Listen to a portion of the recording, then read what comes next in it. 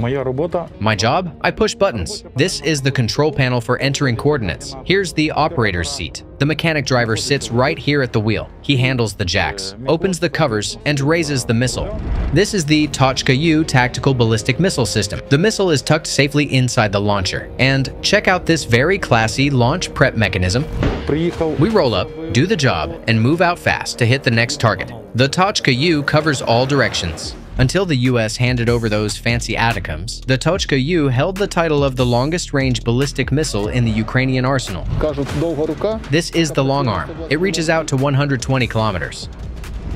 The earlier version, simply called TOCHKA, had a range of just 70 kilometers, but the TOCHKA-U stretched that reach to 120 kilometers, letting it smack targets deep behind Russian lines. But how about accuracy, you ask? Well, here comes the irony. You see, TOCHKA literally means dot or point in English. So you'd expect the missile to hit the target like a dart in a bullseye, right?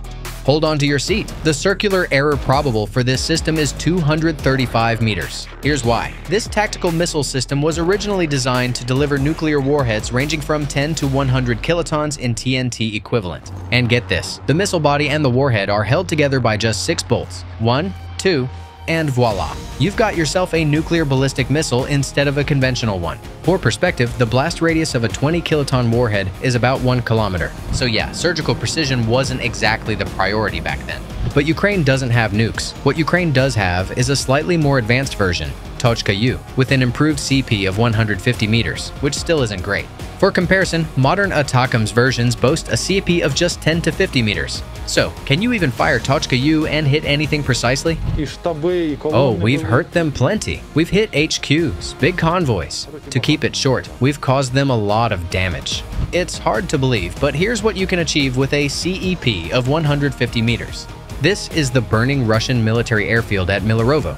At least one parked Su-30SM fighter jet was destroyed by a TOCHKA-U ballistic missile. The total number of damaged aircraft is still unknown, but the fire was so massive people in nearby villages saw the smoke. But the effect wasn't just about busted jets. The Russians had total air superiority. Our troops couldn't even lift their heads. But the strikes on their airfields forced them to pause and relocate their aircraft to other bases. And here's another famous episode of the war. Just a month after it began, the sinking of the large Russian landing ship Saratov, NATO reporting name Alligator, in the port of occupied Berdyansk. Other ships nearby, including the Caesar Kunikov and Novocherkassk, were also damaged. Just to be clear, TOCHKA-U wasn't designed to fight ships. In NATO classification, this missile system is known as the SS-21 Scarab B. SS stands for surface-to-surface, meaning this system is intended for use against fixed land targets. But big enemy convoys became more important targets than airfields. Yep, when Russian convoys were rushing toward Kiev, some of them stretched for dozens of miles, which basically turned them into stationary targets.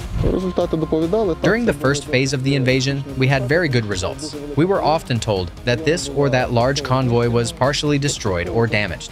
But how do you explain such impressive effectiveness with such an awful CEP? Before I spill the beans, hit that like button. It helps boost this video. And your subscription, it doubles the effect. Thanks a lot. So, Ukrainian TOCHKA-U systems primarily use 2 types of warheads. The first, a high-explosive fragmentation warhead weighing 482 kilograms. The combined number of fragments in this missile is 14,500. Each fragment weighs between 5.5 and 20.5 grams. When this thing explodes at an altitude of 20 meters, trying to avoid the shrapnel is like trying to walk between raindrops. The kill zone? Up to 3 hectares. The second type of missile uses a cluster warhead. It opens up using an ejection charge at an altitude of around 2,250 meters. And that makes the affected area jump to a whopping 7 hectares. It's this cluster variant that really scares people. It's basically like a mini carpet bombing, especially effective against dispersed or spread out targets. One time, the target was a group of 5 tanks. The missile hit somewhere in the middle. 3 tanks lost their turrets due to ammo cook-off, and the other 2 were badly damaged. And here's why that's possible. The cluster warhead carries 50 submunitions, each with a contact fuse, and about 316 preformed fragments. Given that the top armor of most tanks is traditionally paper-thin, the odds of busting them from above, pretty high. Now it makes sense why this missile system has such a wide CEP, and why its warhead is more than twice as heavy as the unitary warhead of a modern ATACMS missile. Because unlike the precision-loving ATACMS, which is designed for pinpoint strikes on key targets, the TOCHKA-U is more of a broad strokes brush. it's all about area denial. And for extra effect, up to 4 missiles can be fired at a single target. In practice, sometimes we operate with 4 launchers, firing 4 missiles at the same target. And sometimes, after the first launch, we get the order to pack up and head back to base. The target got wrecked on the first shot.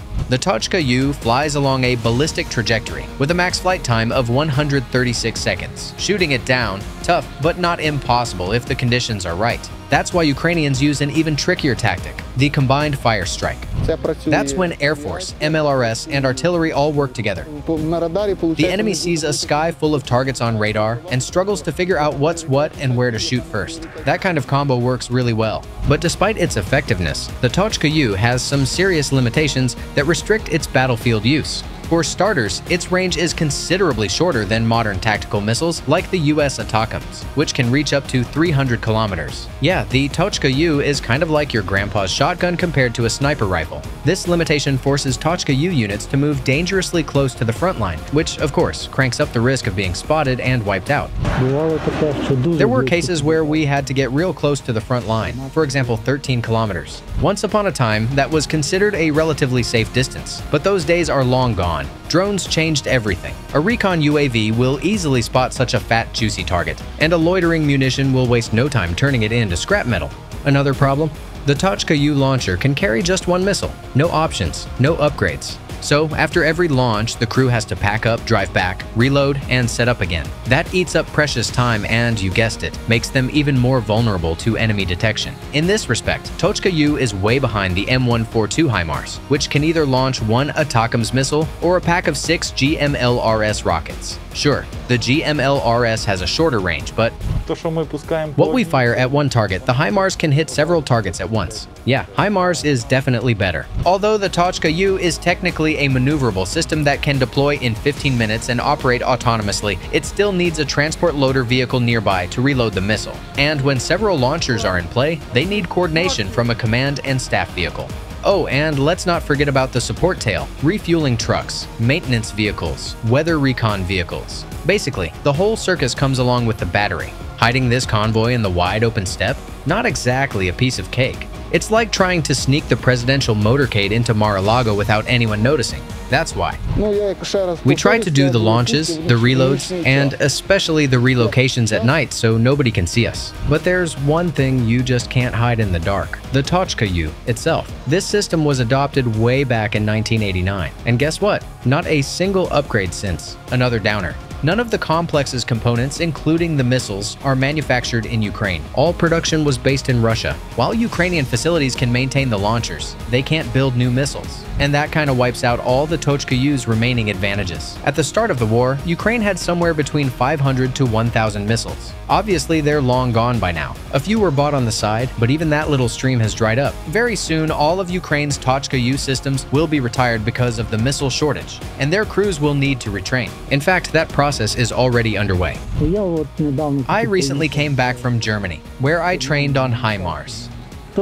So only God knows where we'll be tomorrow or the day after. Well, all changes for the better, right? The spicy part here is that TOCHKA-U and HIMARS are actually fighting side by side within the same missile brigade, named St. Barbara. That means the troops can see the advantages of the American tech with their own eyes. HIMARS doesn't need an escort vehicle like a command post truck. Target data is transmitted directly to the crew via the Link 16 tactical data system. Another neat thing about HIMARS is its flexibility. With GMLRS rockets, it can work as a regular multiple launch rocket system, MLRS, at close range. But here's the kicker. HIMARS can fire over 10 types of rockets. No other MLRS in the world has such a diverse arsenal. And when you load it up with ATACMS missiles, it turns into a proper tactical missile system with a range of up to 300 kilometers. Switching battlefield roles? Easy. All it takes is swapping the rocket pod for the desired class of missile. Deployment time? Around 5 minutes. Target coordinates are uploaded before launch. And what about those wild cluster strikes we all love?